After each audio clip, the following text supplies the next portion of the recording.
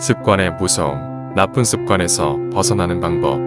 여러분의 지금은 여러분이 반복한 행동의 결과라는 거 알고 계신가요? 우리는 매일 우리가 하는 선택들이 우리의 자율의지에 따라 생각하고 선택하고 행동한다고 생각합니다.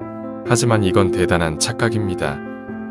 우리가 매 순간 내리는 선택과 결정은 99.9%가 습관에 기인한 결과물입니다. 음식점에 가서 뭘 시키고 먹을지, 종업원에게 어떻게 대할지, 사람들과 어떤 대화를 할지, 듣는 이가 될지 말하는 이가 될지, 저축할지 소비할지, 운동할지 책을 볼지, 소파에 누워 TV를 볼지, 모두 우리의 습관이 만들어낸 결과물입니다.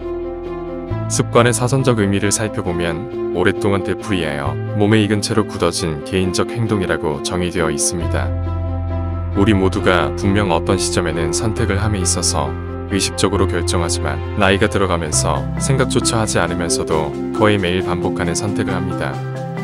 즉, 시간이 지나면 우리는 의식적인 선택 자체를 중단하고 거의 모든 행동을 습관적으로 행합니다. 나이 부록이 넘어가면 거의 대부분의 사람들은 자신이 살아온 습관의 기준에 따라 모든 걸 선택합니다.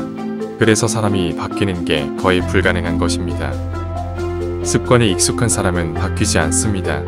단지 바뀌어야 한다고 생각할 때 그때 바뀝니다. 자신에게 극도의 이익이 되거나 극도의 손해가 될 때만 의식적으로 습관에서 벗어나는 선택을 합니다. 예전에 공부를 하는 것을 습관화가 안 된 학생에게 부모님이나 선생님들이 매를 든 이유가 여기에 있습니다. 공부를 안 해 맞는 것은 자신의 이익에 부합하지 않으니 그때서야 습관에서 벗어나 의식적인 선택을 합니다. GPG 기계점 굴대의 이유가 여기에 있습니다.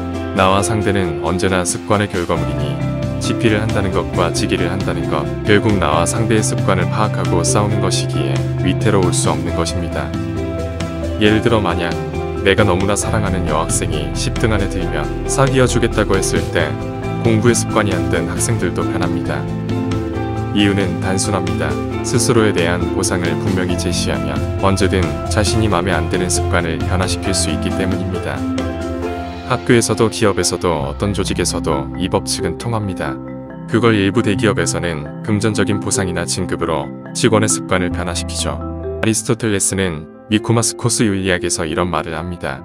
우리는 반복된 행위의 결과이다. 탁월함이란 한 번의 행동이 아닌 습관이다.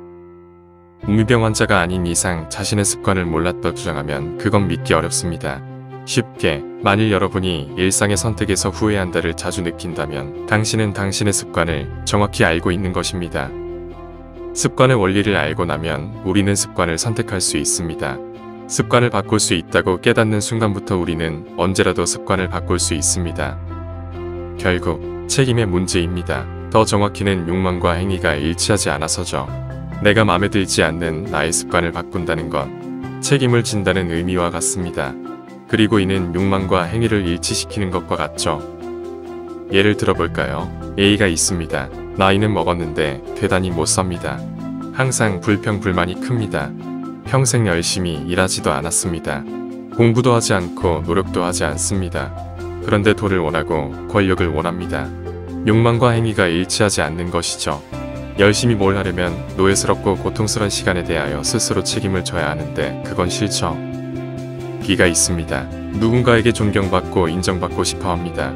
그런데 언제나 상대에게 뭘 얻을지만 생각하고 뭘 베풀거나 주려 하지 않습니다. 베풀지 않고 줄 게 없으면 상대에게 존경받고 인정받기는 어렵습니다. 욕망과 행위가 일치하지 않는 것이죠. C가 있습니다. 항상 외롭고 고독해 합니다. 그런데 누군가를 만나면 상대의 이야기를 들어줄 생각은 하지 않고 본인의 이야기만 하고 본인의 관심사만 상대가 관심 있어 주길 바랍니다. 본인 이야기만 하고 타인의 이야기를 듣지 않는 C는 평생 외롭게 살아갈 겁니다. 욕망과 행위가 일치하지 않으니까요. 결국 선택에 대한 책임의 문제입니다. 책임에서 자유롭고자 하니 선택하기도 어려운 것이죠. 우리 삶이 일정한 형태를 유지하는 한 우리 삶은 습관 덩어리일 뿐입니다. 그리고 그 습관이 지금 현재의 나죠. 그리고 그 습관은 스스로 선택한 것입니다. 어떤 습관을 선택해서 그 습관이 기계적으로 행해지면 우리는 그 습관을 필연적인 것처럼 느끼기 시작합니다. 그리고 그것이 바로 우리의 운명이 됩니다. 물이 메마른 계곡의 모습입니다. 만일 비가 온다면 빗물이 모여오직 이 계곡의 수로를 통해 강으로 바다로 흘러갈 겁니다. 습관이란 이런 것이죠. 이미 물길이 잡혀 항상 언제나 똑같은 형태로 움직이는 것. 자신의 인생을 바꾸고 싶다면 스스로 수로를 만들면 됩니다. 뚝을 만들고 댐을 만들고 다른 곳으로 수로를 파서 이으면 됩니다. 그런데 우리는 마음에 들지 않는 본인의 습관을 고치는 것보다 수로를 파는 시간과 노력을 들이는 걸 더 싫어합니다. 좋은 습관, 나쁜 습관이라는 건 없습니다. 거지의 삶을 살아도 배고픔과 빌어먹는 것에 만족하면 옳은 선택입니다.